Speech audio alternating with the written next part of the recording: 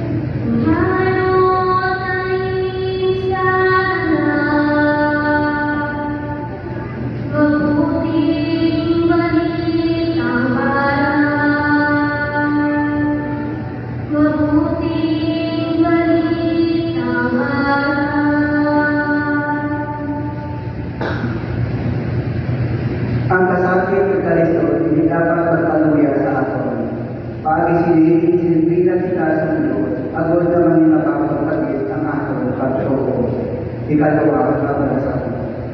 Balasagon gikan sa sulas ng mga Hebreo. Mga utod, nalimtan ba na ninyo ang mga laygay na ginambal sa Diyos sa inyo, subong iya mga anak. Anak ko, magpamati ka kung ang Ginoo na disiplina sa imo.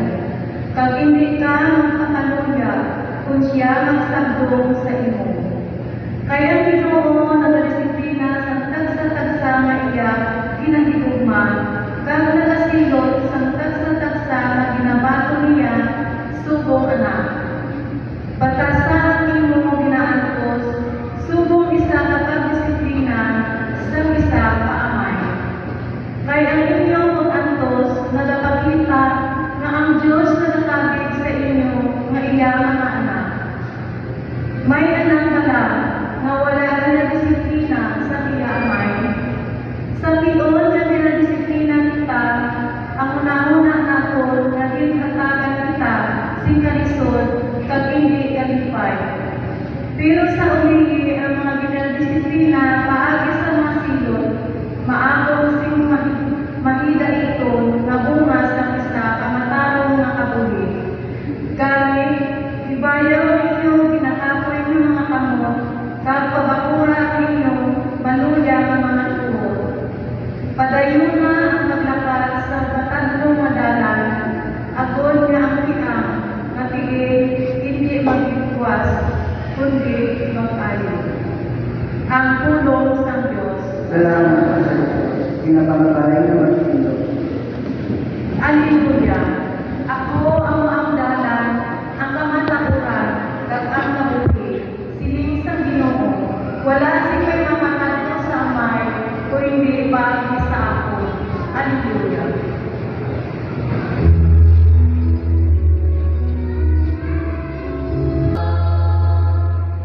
Ang Ginoo yaran sa inyo.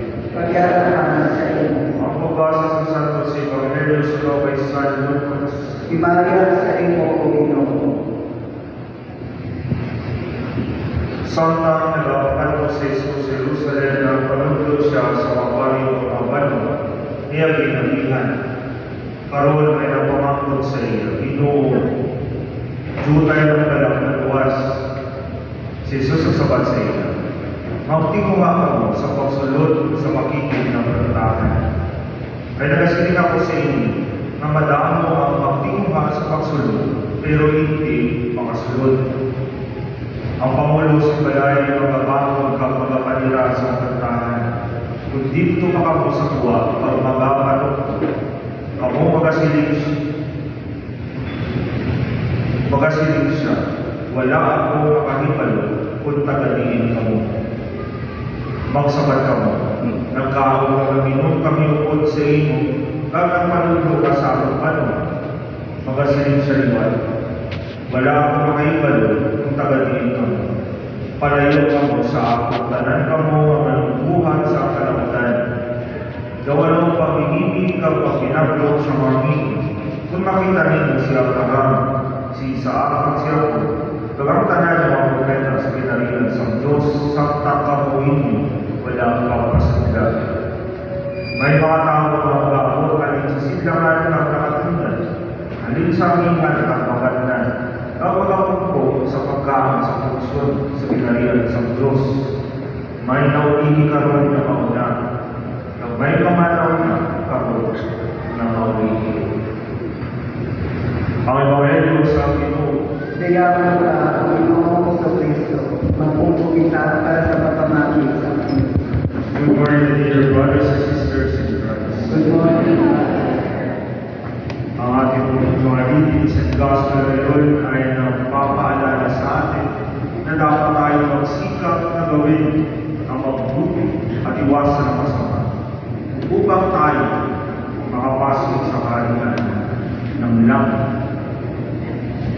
Noong ako'y bata pa, malinaw kong naaalala ang disiplina na kinatanggap mula sa aking lola at tatay. Isang disiplina matatawag natin o masasabi natin old school na disiplina. Kapag hindi ka sumunod, papaluin ka o kukurutin ka sa may tenga o sa may sikit. At hindi yan patago na disiplina makikita ng lahat in a public display. So dapat, dapat magpakita ka ng respeto. Kapag hindi ka ng respeto, papaluin ka. Dapat matulog ka sa hapon. Hindi. Paparusahan. Dapat dapat ka mag-aaral. Hindi. May parusahan ka. Hindi ka dapat magpasaway. Marami din tayo natatanggap na disiplina naman. And even in the seminary days, my seminary days, we have received a very physical discipline. Like one time, kami mga high school, nag-event kami in a time where we have to study. So a priest punished us. Inarusahan ko yung lumuhod 8 p.m. hanggang 10 lang naman. So inatasan ng isang seminarya na magbantay sa amin. So itong parang inatasan na magbantay sa amin, nakatulog. So kami yung lumuhod 8 p.m. hanggang 2 a.m. sa may court. So, pagkagising niya, pinatayo kami. Pero syempre, yung iba sa akin masakit na yung tungkol, yung iba nakatulog na habang lumulubod. And we have to wake up 5:30 in the morning to attend the Mass at 6 a.m. We have that kind of discipline before. At marami din mga ibang klaseng disiplina. Pero kahit na masakit minsan at hindi natin nauunawaan na appreciate, may naiiwan naman ito, mabuting bunga sa ating pagkatao.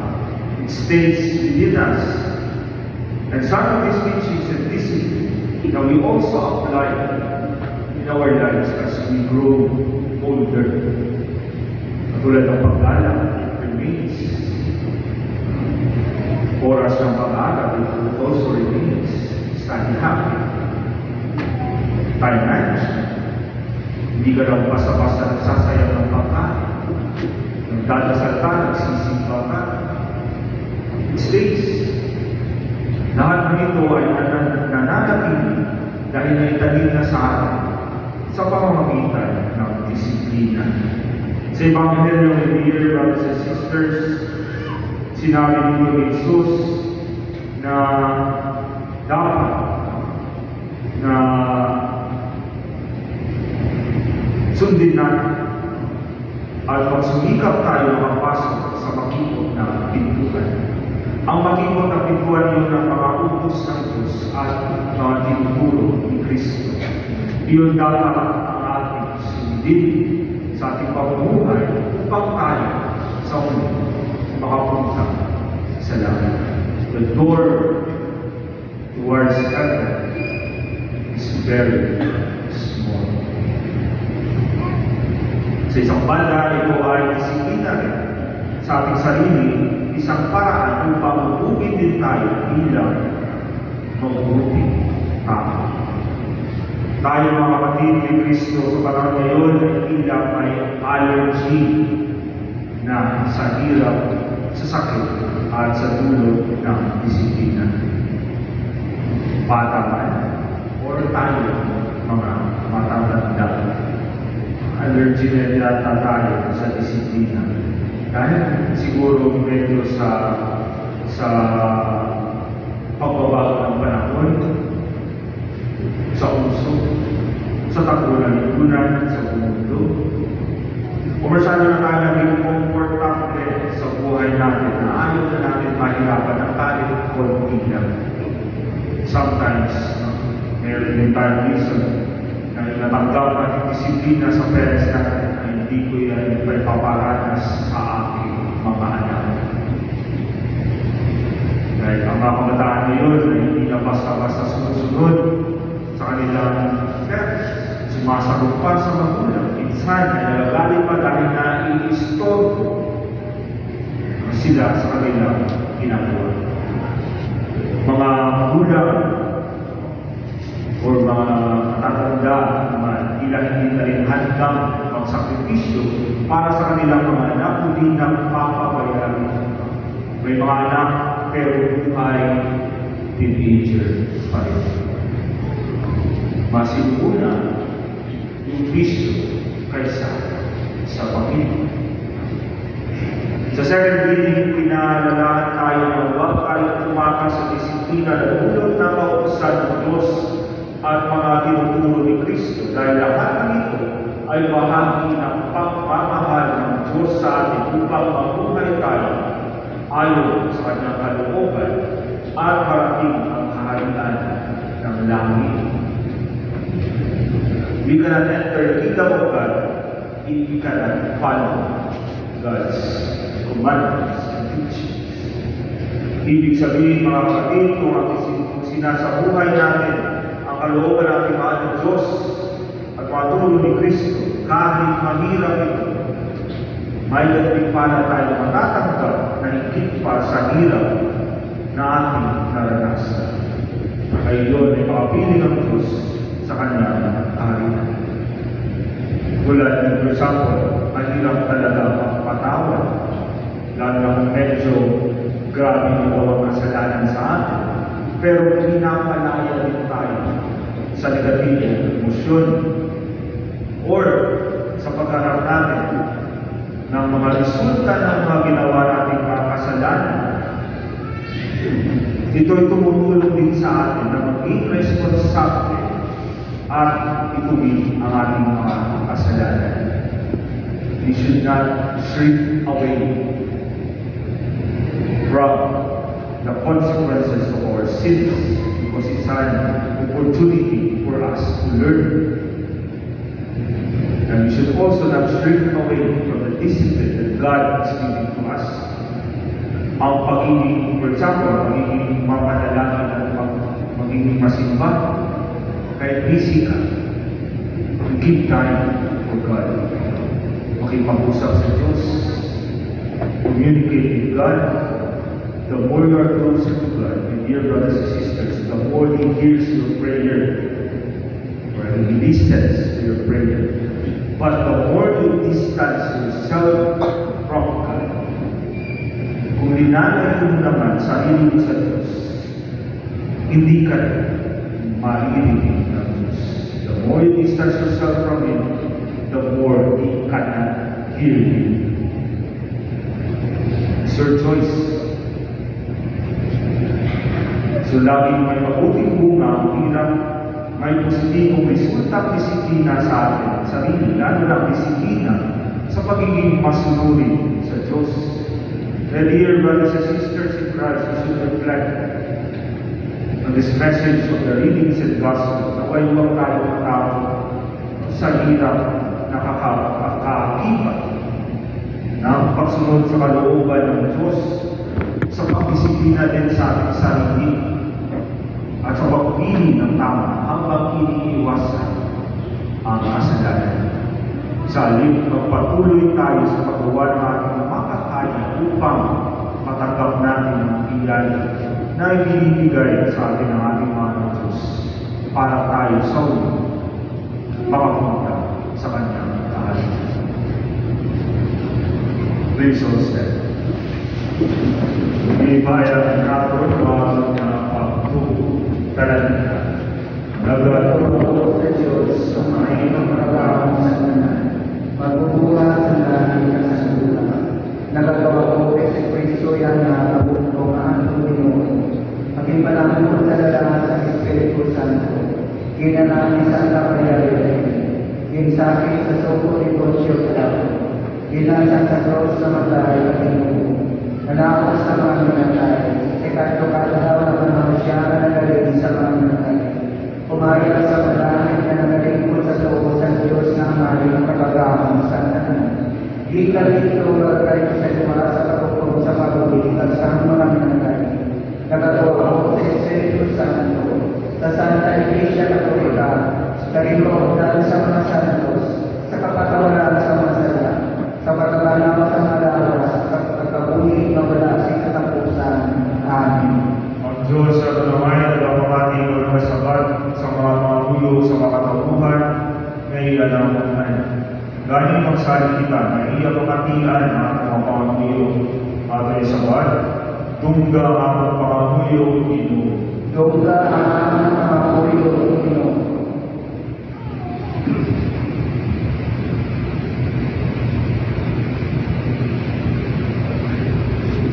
Kapayapaan ang Santo Papa ng Sireo, ng mga obispo, mga nagdulos kay Simon Pedro, nagsama ang apostolis, mag-iimagpapuro ng mga ibig simbahan, sa tuna sa mga nabunan, pag-ilaw, ng mga paghinabot sa aking mga inagaw, mga umiyon. Doga ang mga puyo ino.